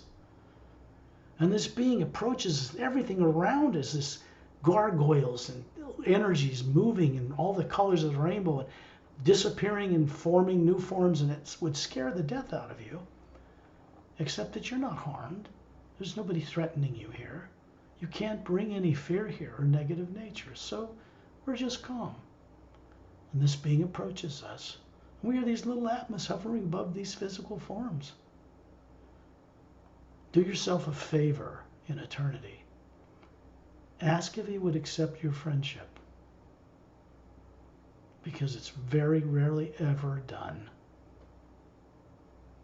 The next stop above this realm, above this big tree of life, you can see a tree in the distance. It is many hundreds of miles tall. The roots go down into this moving energy and go up out of sight. The next realm above here is the ocean of sound and light itself, source, prime creator. So we're going to go into that tree from here because he's going to allow us to. When we go up into that tree, and we're shot upward, we come out into a field of energy so vast. It's bigger than all the galaxies and all the devils of all the dimensions below here. And it looks like we're in an even brighter cobalt blue atmosphere.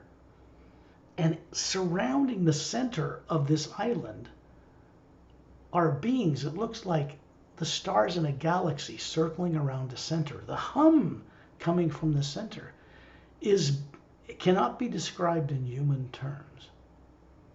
And we are moving between these beings that are revolving around this center. And then we come to an island in a void in the center. It's a white island. And there is a being floating in the center of it. Looks like the Atma on the front of the Emerald Doorway book. But it's way, way larger. Many more layers in it than, say, a silent mentor or even Agam Purusha. And we can hear it speak with us because we're going to stand on that island. And the Atmas are going to move past these physical forms inside the center nucleus of the white core of Prime Creator.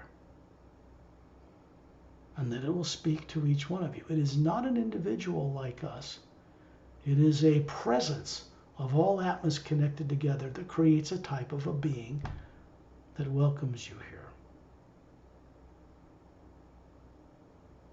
We cannot stay here for long. It's too far removed from Earth. Your physical bodies would perish. So we leave this place and find ourselves standing on the western shore, on the western roadway of the Hue Expansion Reacademy.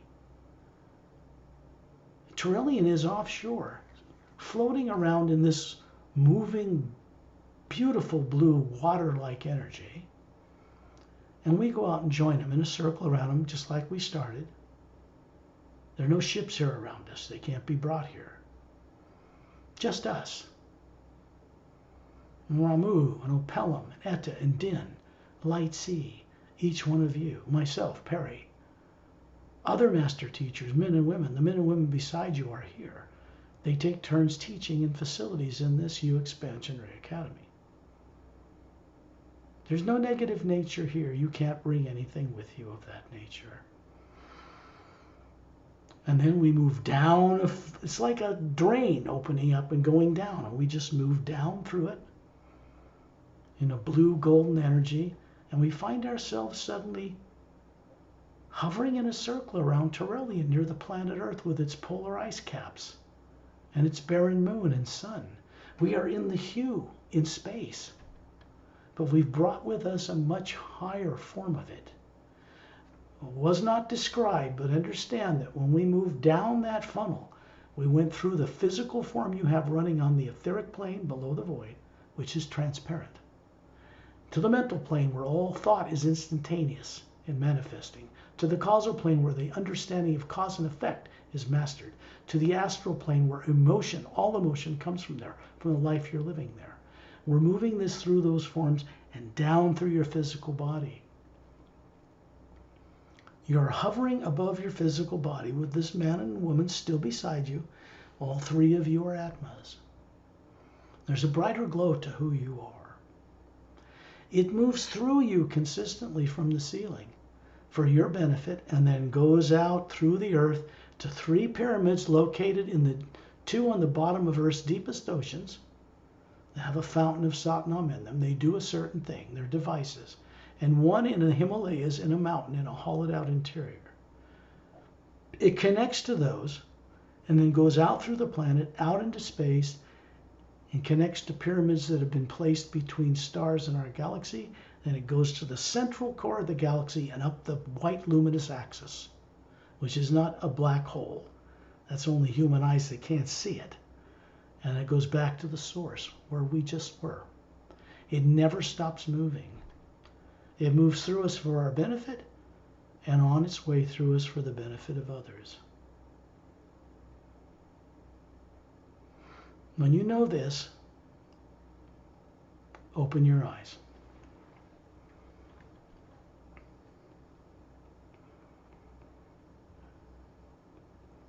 That's a bit different of a journey than we've had before. That was great, Jenny. It's not something that can be reversed, so don't even kid yourself into thinking that's possible. What you know now cannot be reversed. This is a good thing.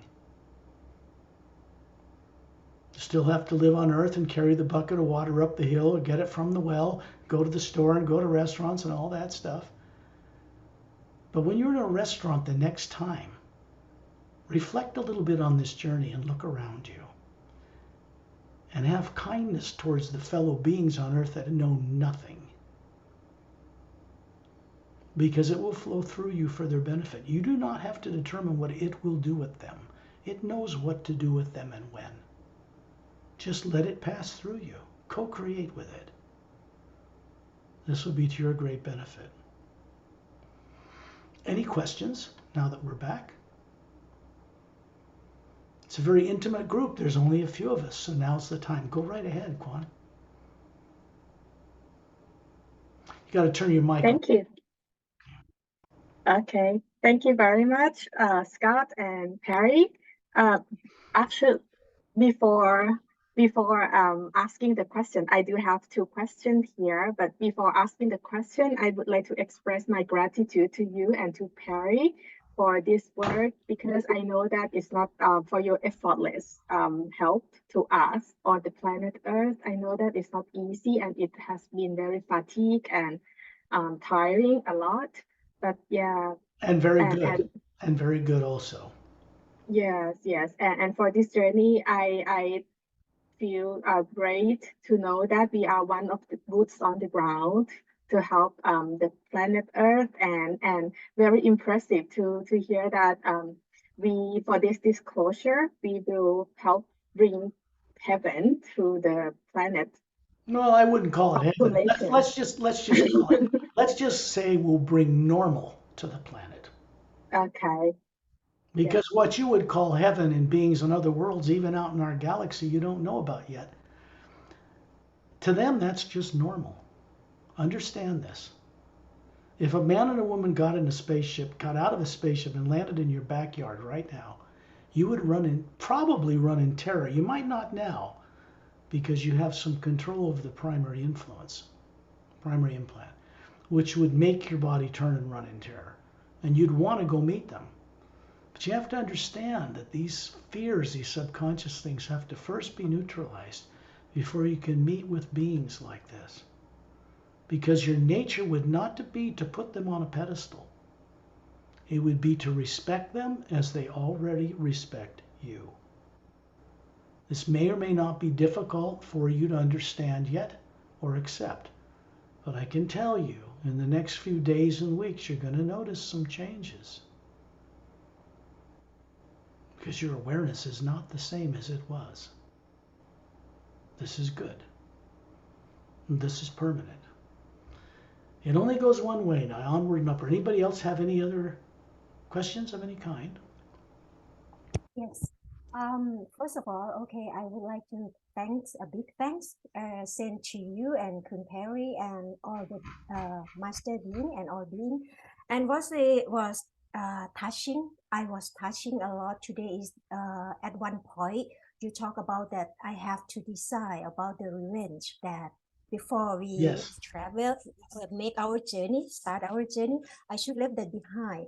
I just think really that I just think, okay, maybe I can just revenge a bit and then go on. But then you just said, no, I have to decide right now and let it go. I said, Yeah. okay, Yeah. okay, okay. Then You know, just do it. And then I feel that's more it. like light. Yeah. I feel lighter. And okay, we can move on. Yeah. Mhm. Thank you so much. Yeah. Yeah. For reminding me. I want to thank all of you personally because we need boots on the ground. I don't place myself above any of you. I'm not. Doesn't matter what planet I'm from or what dimension or what I know in the upper realities and what I do there because I am stationed in the U Expansion Ray Academy 24 hours a day. I never leave. It's other forms I run the Atma through, like this one, that does this work, but I'm still there. I'm always there. Once something is brought into creation that you bring back home with this right attitude to give something back instead of just take, everybody gets involved up there when that happens. It can change the entire creation. And we have a responsibility to help do that. Or just sit on our ass and complain and bitch about it forever. It won't change anything. Journeys like this can change everything. And you get to be part of it. So I'm grateful for all of you as well. Pretty cool. Any questions? I still have one remaining question about primary implant, because right now we are working on you are helping us for removing the secondary implant, and for primary implant, I right now, can we remove the primary implant, or we just have to try to control the Okay, I primary will be implant? very clear about this so you all know. The primary implant cannot be completely removed on Earth now. It cannot be removed on Earth by anyone, no matter what they tell you. It is way beyond their skill sets, way beyond their understanding. I don't remove implants. I let Galactic Alliance personnel that were never born on this Earth, never had an implant, do not have a subconscious mind at all. They do that work. I guide people to it. That's my job, to visually share it with people. The primary implant is something that happened to everyone, including me and Pari and all of you. Or you're killed and put on this earth, stuffed in a body without your permission and made to forget everything. This was not some God's will. This was the fact that at one point or another, despite how evolved you were long ago, you were vulnerable. Why? What's taking place in these journeys is to make you non-vulnerable. So that kind of thing can never happen to you again. This is very important. The tyrants who were here doing this in small number for a time were removed from this solar system and this planet 25 years ago. People in the disclosure community still don't understand this. They're still talking about cow mutilations and little abductions by grace. There's been no new experiences of abductions by grace for 25 years. The negative effects subconsciously are still in people. This is what needs to be dropped. And you know it. Yes? So the primary implant, when you co-create this, each of you co-creates this. You have help from other beings. They were introduced to you tonight in other journeys. When you're ready, you will co-create with the source energy, being in a white chair and seeing what's in that primary implant. You will be safe and surrounded by beings that know exactly what they're doing. They are not from Earth. And it won't take place on this Earth. That kind of thing can take place technically and spiritually when this planet is one and part of the Galactic Alliance. Then it can all be brought here. Or at least it's at the beginning stages of that. Then it can be brought here and openly given to everyone. In the meantime, you have the opportunity to see what's in that. It takes courage. You all have that. Plenty of courage to look and see what was that put you on this earth terrified to remember. When you see it, it becomes a memory only. It can no longer affect you. Doesn't need to be removed. You just need to know what's in it. I went through this very same process. It is described in the Sayre's Agenda book. Mark Sandfield and Janice Carter went through this. Terrified. If the beings who were with them hadn't helped them, they would have died trying to do it. They could not have succeeded.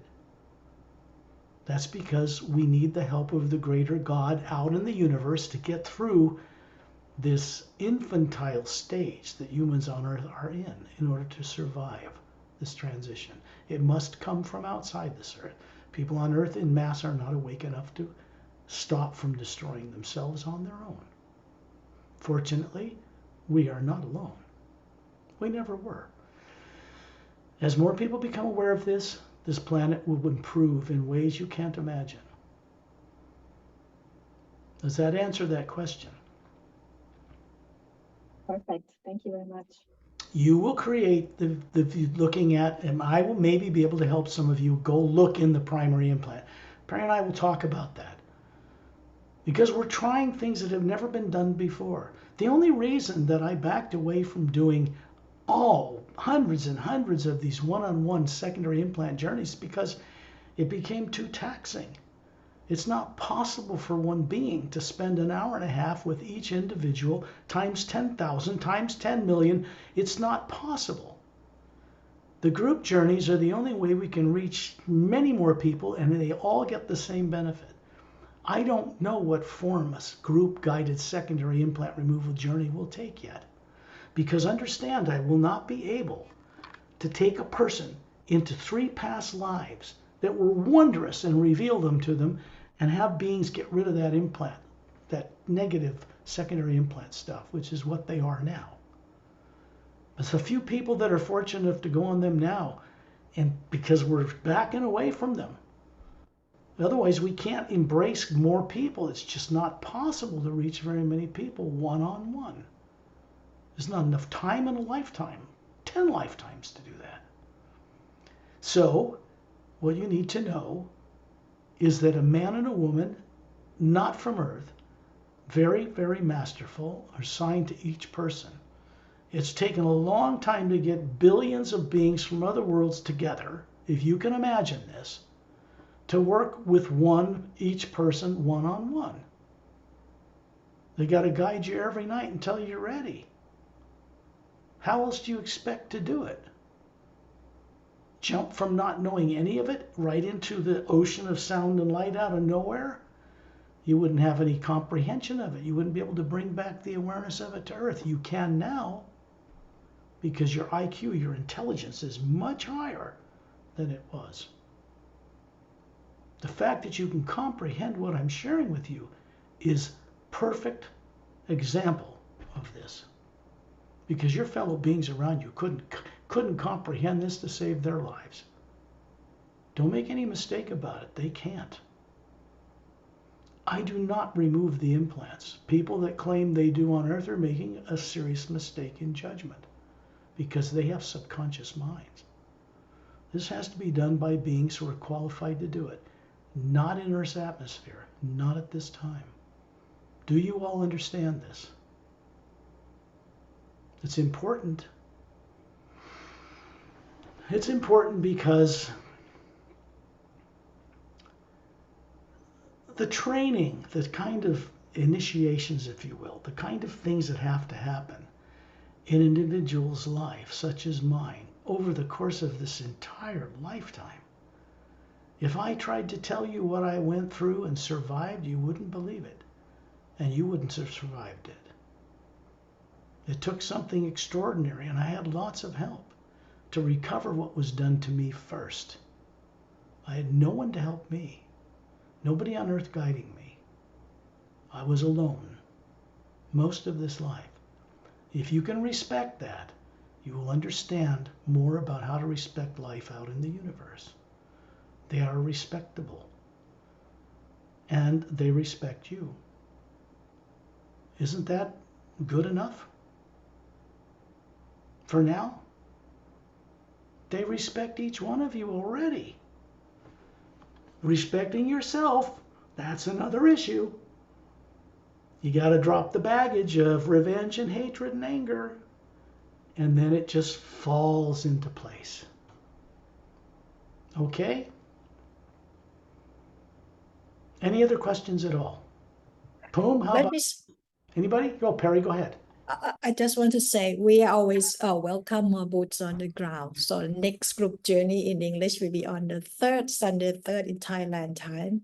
But whoever have friends in other countries can always join us as well. You can always share with your friends. Well, we're also working on expanding English journeys in the United States. You know what's odd? I want to share this with all of you. Thai people are pretty special. I didn't know it. You know why? You guys have had courage beyond implants to come into these journeys practically with just a little preparation, well, more than little. And you were the first to come forward in this because of Pari, too. The US people, as intelligent and as advanced as they are the most reluctant to step forward. There's a person contacted me, been following this work for 6 years, and he finally contacted me.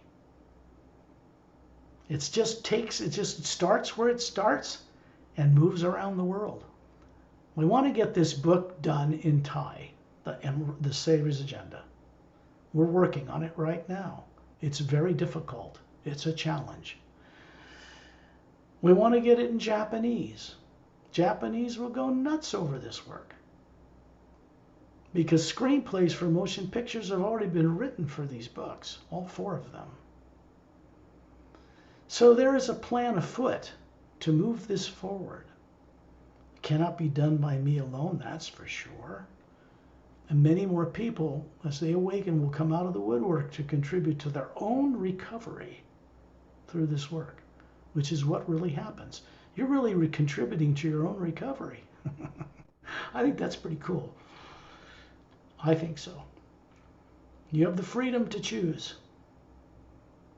Whenever you get in trouble and you feel fear of the present or future, all you have to do now is respect the beings that you met on this journey, ask for their assistance, send the hue into the troubled, imagined fear of the present and future, and go look at a waterfall, go look at a hummingbird, go look at the stars. Just forget about it. And you're going to find that that primary implant will just turn off. You must experience it for yourself to know. So I wish you all well. I would say, if you can, play this journey back again in a couple days. When you don't have a phone on, you've had some tea or breakfast, went out to eat something nice, treat yourself well, and then play it back, and you're going to find a lot happened on this journey you don't remember right now. The second time around, you'll remember all of it. Every night, send out the hue, 5 minutes, and ask for help from these beings to help you when you're out of your body at night. And if you're sincere and you're respectful, they will help you. Pretty simple stuff. I'm glad your brother, did you call him your brother, Poom, is here? Yeah, he's here. Oh yeah, I also have one thing to talk to you. Sure, you bet. Go ahead. Earlier, the first time I came here, you told me that watch for a few days after my first time, and it's a bit of a comedy here. So Right, it is. yeah, Yeah. like the few days you told me, they actually like I feel like the whole world is on me. Like it's a lot of things happen after that day. A lot of things, bad and good. They kept bitching on me. I say, like a lot of challenge. I say the good and the bad. But let's say That's good. let's say I learn to manage it. There are things I fear a lot. That's the point. Yep, that's good. Yeah, that's the point. Old things came back, and I feel like, oh, that's kind of scary. But somehow I managed to better, to deal with it better than how I used to do it. So I feel like, oh, maybe this is supposed to happen to develop myself to to at this very point, and it just keep going on for so many days. You're right, because you are on a path in the hue, returning home after billions of years, and this is a path of mastery. It's not the path of a student, as people think of it on earth. It is the path of you attaining mastery. This means having the direct awareness of what you are as the Atma, not a body, and your relationship with the source and its purpose. These are the two key things that wake up in a person. And as you gain back confidence and you're free from these implants and their influences, you also gain back a higher IQ, a much greater intelligence innately starts to awaken in you to be able to comprehend this stuff that you were never taught on earth in this life. This is pretty miraculous. This is what, and I want to thank you for sharing that, because some of it's not easy to deal with, but you're getting better at it. Yeah, let's be honest. The first few days was very exhausting for me. Like, it really drained me out How a are you lot. now? How are you now? Let's say of all days before today, there's this one biggest problem I just met a few days ago, a few weeks ago, I'd say. Yeah, I feel a lot better now.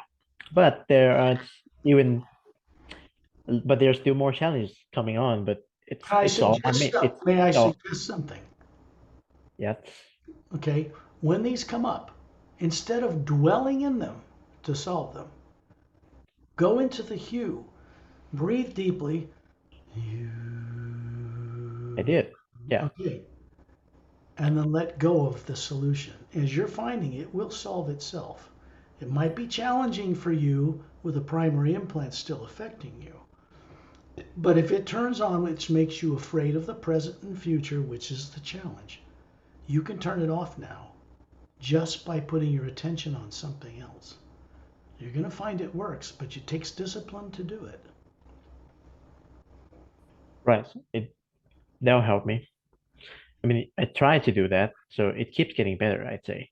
Also, if you get in trouble, go to my website at paralleltime.com, and at the top link it says About Scott Hugh. Pull it down and play the recording of my voice sending out the hue in 3-part harmony. It's looped for 24 minutes. Continuous beam of energy is running through it. Ambassador Terrellian put that in that recording. I didn't record it. It hums. That will help you if you get into any trouble. Just go and play it. It's free. It doesn't cost anything. Right. I'll try.